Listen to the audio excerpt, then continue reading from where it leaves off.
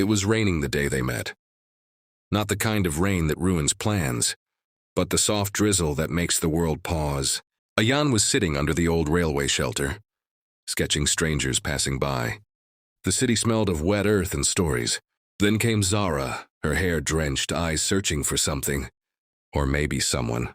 She asked softly, "Is this seat taken?" Ayan smiled, closing his sketchbook. "Only if you promise not to run away before the rain stops." She laughed, the kind of laugh that makes you forget your name for a second. That day they shared coffee, dreams, and silence. And somewhere between raindrops, love began. Quietly, beautifully. They started meeting every Friday, sometimes at the art gallery, sometimes by the lake. Zara told Ayan about her love for old songs, poetry, and broken things. "They remind me that beauty doesn't have to be perfect," she'd say. Ayan would sketch her while she read Rumi out loud. He called her his living poem. Every sunset became a confession. Every laugh became a promise. But love has its way of testing hearts before keeping them. It was the first summer after their first winter together. The calls became shorter, the messages fewer. One morning, Ayan found a letter at his doorstep, written in Zara's handwriting, sealed with her favorite lilac perfume. "Ayan, some stories are beautiful because they end too soon. I'm leaving for Paris, and not because I don't love you, but because I need to love myself first. Please don't look for me. Maybe in another life I'll come back with the rain." That day, Ayan didn't sketch. He just sat in silence, watching the rain return, without years passed. Ayan became an artist known for painting faces lost in rain. Every gallery had her shadow. Every canvas, her eyes. One evening, as the city lights blurred with raindrops on glass, a familiar voice whispered behind him at the exhibition. "It's still raining in your art, Ayan." He turned around. It was Zara, older, calmer, wearing the same smile that once stopped the rain. He wanted to ask why, how, when, but instead he just said, "I told you. The rain would remember us." The city hadn't changed much, just the faces, the noise, and the names of cafes. But to Ayan it all felt emptier. Every corner whispered her name. Every streetlight flickered like a fading memory. It had been 1 year since Zara left. 1 year of unfinished paintings, unsent letters, and silence louder than any storm. He had become a man who lived between art shows and sleepless nights. People admired his work, called it emotion in color, melancholy on canvas, but no one knew that every brushstroke was a cry he never spoke aloud. The Cafe of Echoes. One evening, he returned to the small cafe where they once spent hours talking about dreams. The owner still remembered them. "Long time, Ayan," the old man greeted, wiping the counter. Ayan smiled faintly. "Yeah, just thought I'd stop by." He ordered the same drink Zara loved, hot chocolate with extra cream. He sat at their usual corner table, sketchbook open, waiting for inspiration that never came. The rain began again, soft, rhythmic, like an old song replaying. And suddenly he heard her voice. Not real, but clear enough to feel. "Some stories aren't meant to end, Ayan. They just hide in raindrops until someone remembers." He closed his eyes. For a moment he could almost see her sitting across from him, her chin resting on her palm, smiling that small, knowing smile. He whispered to the empty chair, "If the rain remembers us, why did you forget?" Just as he was leaving, someone called his name. "Ayan?" He turned around. It wasn't Zara, but a young woman holding a notebook. "I'm sorry," she said. "You're the artist, right? The one who paints people in the rain?" He nodded. She smiled gently. "I bought one of your paintings last month, The Girl by the Train Window." It felt alive, like she was waiting for someone. Ayan looked away, swallowing hard. Maybe she still is. The woman hesitated, then handed him a folded note. "A friend of mine asked me to give you this. If I ever met you, she said you'd understand." Ayan unfolded the note. Inside was a single line, written in familiar handwriting, faint but unforgettable. "Do you still draw the rain? Zara." The letters trembled in his hands. The cafe lights blurred. His heart, so used to emptiness, suddenly didn't know how to beat right. The sky opens. Outside, thunder rolled over the city. Ayan stepped into the downpour, clutching the note close to his chest. For the first time in a long while, the rain didn't feel lonely. It felt like a message, a whisper across miles, across time. He looked up at the sky, water running down his face, and smiled through tears. "Yeah, Zara, he whispered. I still draw the rain. I never stopped. And somewhere miles away, maybe in another city, another cafe, another rain, Zara smiled too, feeling the same whisper in her heart. Because love, no matter how far it travels, always finds its echo. Nights were quieter now, too quiet. The ticking of the wall clock became the only heartbeat Ayan could hear. Every sound, every raindrop reminded him of what once was. And what was gone. After finding Zara's short note, "Do you still draw the rain?" He hadn't been the same. Something inside him woke up again. Not hope, not peace. Something softer. A longing that refused to die. The first letter. He sat by the window, candlelight flickering against a half-finished painting. The rain fell in waves outside, wild, stubborn, beautiful. He picked up his pen and began to write.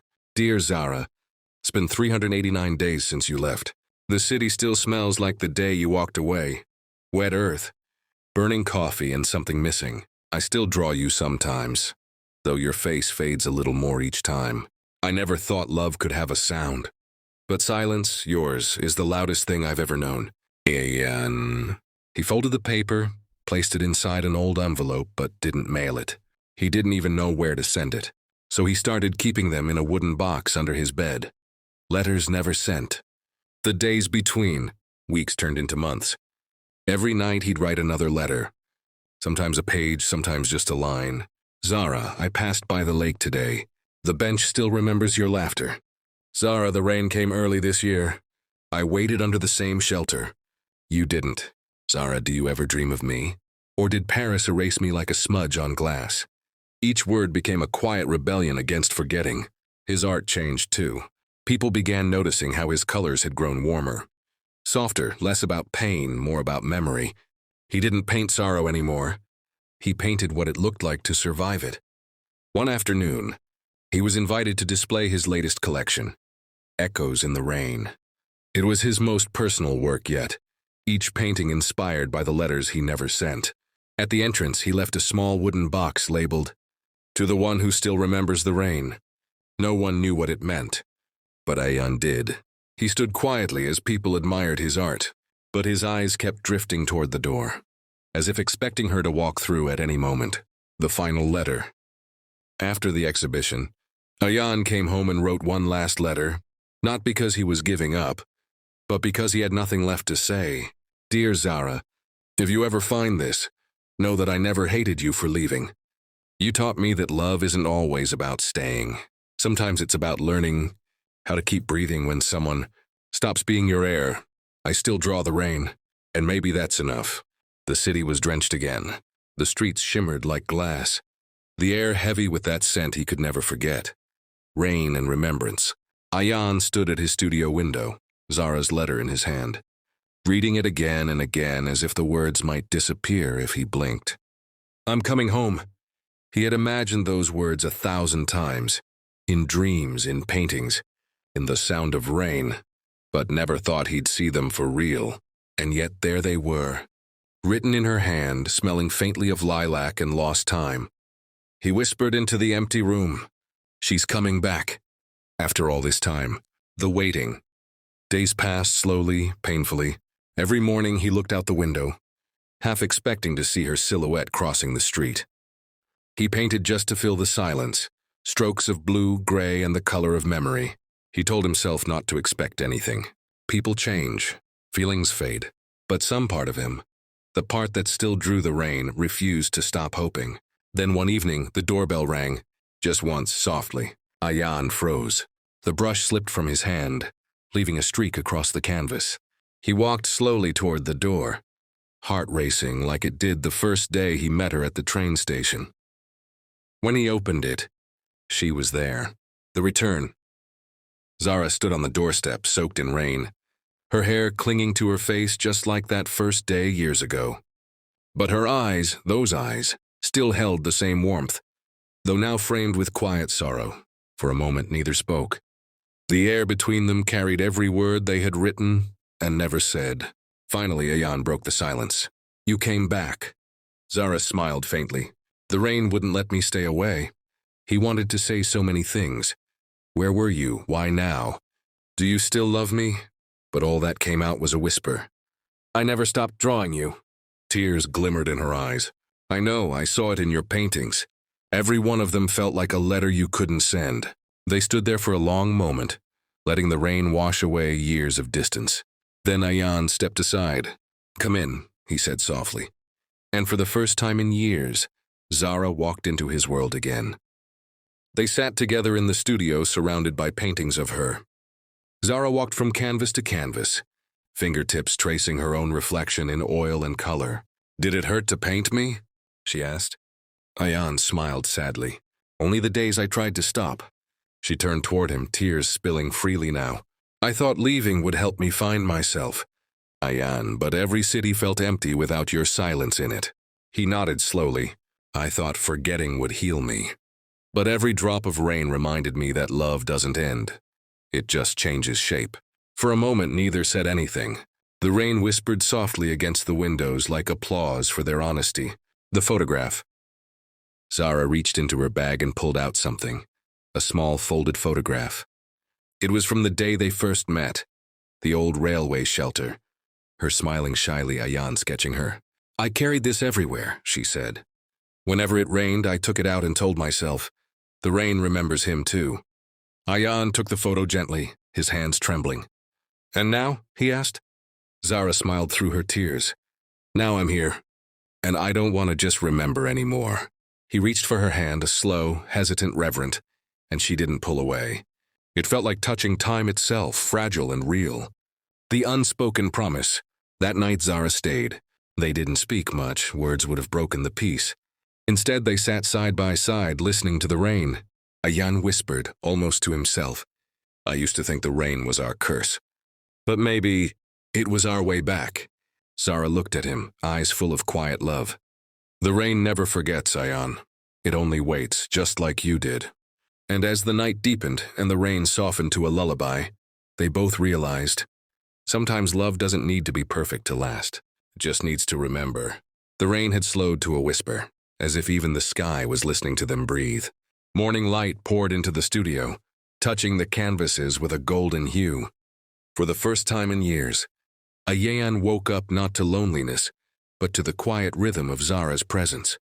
She was standing by the window, a cup of tea in her hands, wearing one of his old shirts, her hair loose, her gaze lost in the drizzle outside. He had painted her from memory countless times, but this was different. This was real. The spark returns. Ayan watched her silently, sketchbook resting on his lap. The sight of her stirred something within him that words could never capture. Zara, he said softly. She turned, smiling the same smile that once made the world stop. He hesitated. Let me paint you. One last time, but not the way I remember you. The way you are now. She tilted her head. Older, sadder? He shook his head. Stronger, truer. Zara smiled gently, placing her cup down. Then paint me, Ayan, before the rain forgets. The beginning of the end. He began that afternoon, canvas stretched. Brushes lined like an orchestra waiting to play. Zara sat near the window, light and shadow dancing over her face. Ayan painted slowly, carefully, not chasing perfection but truth. He captured the lines around her eyes, the softness of her smile, the quiet strength that hadn't been there before. She watched him sometimes, and sometimes she didn't, just listened to the sound of his brush meeting the canvas. Hours passed, but neither spoke. It wasn't silence, it was peace. As he mixed colors, Zara broke the stillness. I used to stand by the Seine in Paris, she said, voice low. Every time it rained, I'd wonder if you were painting. Ayan smiled faintly. I was. Every storm had your face in it. She looked down, tears glimmering. I thought leaving would help me find myself. But it only made me realize home wasn't a place. It was a person. He paused his brush. And now? She met his eyes, steady and sure. Now I'm home. The words landed softly between them, like a promise that didn't need repeating. The portrait. Days turned into weeks. The portrait grew, her reflection on the canvas coming alive, each layer of paint breathing emotion, but Ayan couldn't finish it. Something always felt incomplete, a detail missing, a feeling unfinished. Zara noticed one evening as they stood before it together. It's beautiful, she whispered. But why haven't you signed it? Ayan looked at her. Because it's not done. She frowned softly. What's missing? He smiled. You. The part of you I can't paint. The one that lives in me. Zara reached for his hand. Then maybe it's not meant to be finished. The moment. That night the storm returned, loud, wild, untamed. Thunder rolled through the city, and rain lashed against the windows like memories demanding to be heard. Ayan stood before the painting, Zara beside him, their reflections blending into the canvas. He whispered, "Every color I used came from a place you touched. Grief, hope, love, forgiveness. It's all there." Zara laid her head on his shoulder. "Then leave it unfinished. Some loves aren't meant to end, even on canvas." He smiled, closing his eyes. "Then it will stay this way, forever waiting, forever alive." Outside, lightning flashed, illuminating the portrait. It looked almost alive now, her eyes glistening, her lips parting in a silent word. A miracle caught in paint and time, the unfinished masterpiece. When the storm finally calmed, Ayan dipped his brush one last time and wrote in the bottom corner, "For the girl who made the rain remember." He didn't sign it. He didn't need to, because some creations, like some loves, are too sacred to claim. The days after the painting felt like borrowed time, too peaceful, too fragile. Ayan and Zara had slipped into a quiet rhythm, one that didn't need words. Morning tea, soft laughter, late nights by candlelight, as if the years apart were just a bad dream now fading into memory. But sometimes, when the world finally gives you what you've longed for, it also begins to take it away. The first sign, it began on an ordinary morning. Zara dropped her teacup. It shattered, scattering porcelain like raindrops across the floor. Her hands were trembling, not from surprise but from something deeper. "Are you okay?" Ayan asked, rushing to her side. She nodded quickly, forcing a smile. "Just slipped." Clumsy me, but when she turned away, her eyes clouded with something he couldn't name. Fear. Over the next few weeks, the small tremors grew. Her hands shook when she painted beside him. Her voice quivered when she read aloud her favorite poems. And sometimes she would stop mid-sentence, as if forgetting what she wanted to say. Ayan pretended not to notice because he couldn't bear to. But the storm had already started brewing inside her. The diagnosis. It was a cold afternoon when he finally convinced her to see a doctor. They sat in the waiting room, holding hands in silence. Zara leaned her head on his shoulder, whispering, "I don't want to forget things that matter." Ayan squeezed her hand. "You won't, I'll remember for both of us." Hours later, the doctor's words fell like thunder. A neurological condition, one that could blur her memory over time. No cure, only slowing it down. Ayan's world spun. His mind screamed, not now, not again, not her. But he just sat there, listening, holding Zara's trembling hand as she tried to smile. "Guess my mind wants to drift like rain," she said softly. "Maybe it's tired of remembering." He wanted to cry, but she didn't need his tears. She needed his steadiness. So he nodded. "Then we'll drift together." From that day on, Ayan began painting with her every morning. He made her paint small details of the world she might one day forget. The color of dawn, the curve of a smile, the light in her own eyes. He wrote notes beside each painting. "This is how your laughter sounds. This is how you looked when the rain touched your hair. This is how love feels when it doesn't ask for forever." Some days Zara remembered everything. Other days she'd look around the studio, confused. "Whose face is that?" she'd ask, pointing at her own portrait. And every time Ayan would answer softly, "Yours, the girl who made the rain remember." She'd smile faintly, as if hearing a story she once loved but couldn't recall. The storm within. The night it got worse. The rain was relentless, echoing her heartbeat, fragile and fading. Zara sat by the unfinished painting, tracing her reflection on the canvas. "I'm afraid, Ayan," she whispered. "Of what?" "That one day I'll forget you, and you'll still remember me." He took her face in his hands. "Then I'll tell you our story every day until you fall in love with me again. Even if it takes a lifetime." She closed her eyes, tears mixing with rain. "And if I forget the rain?" He smiled sadly. "Then I'll make it rain just for you." The promise. That night he stayed awake beside her as she slept. The candle flickered, shadows danced across her face. He whispered into the silence, You once told me broken things can still tell time. Maybe love can too. The storm raged outside, thunder rolling, lightning cutting across the sky, but inside he was calm. Because sometimes love is not about holding on. It's about standing by even as the storm begins within. Time, like love, does not stop, it only softens its edges. The days blurred into weeks. The world outside bloomed and wilted. And inside that small studio, Ayan learned how to live with both hope and heartbreak. Zara's laughter still filled the air some mornings, light and free. But on other days, she'd look at him like he was a stranger wearing a familiar smile. Every time she forgot, Ayan would tell her their story again. About the first rain, the railway station, the girl who asked if the seat was taken. And every time she would fall in love with him again, like it was the first time. He called those days miracles in disguise. The fading light. One evening, the sky turned gray, heavy with clouds that promised another storm. Zara sat by the window, her head resting on her knees, eyes distant. "Do you know what I love most about the rain?" she asked softly. Ayan looked at her, his brush paused mid-air. "What?" She smiled faintly. "It hides the tears. No one knows if you're crying or just remembering." Ayan walked over, kneeling beside her. "Then let's cry together," he whispered. She leaned against him, her heartbeat slow and steady. "If I forget everything one day, Ayan, promise me one thing, anything. Don't stop painting. Even if I'm not here, paint me like I never left." He kissed her forehead. "You'll never leave. You're in every color I touch." That night the storm returned, wilder than before. Lightning split the sky as the wind howled through the open windows. The unfinished portrait trembled on its easel, almost alive. Zara woke suddenly, her breathing shallow. "Ayan," she whispered, reaching for his hand. He rushed to her side. "I'm here." She smiled weakly, her voice barely audible over the rain. "Do you hear it, the rain? It's singing for us." Tears filled his eyes. "Always has." She squeezed his hand gently, her lips trembling. "Then promise me, when it rains again, you'll smile."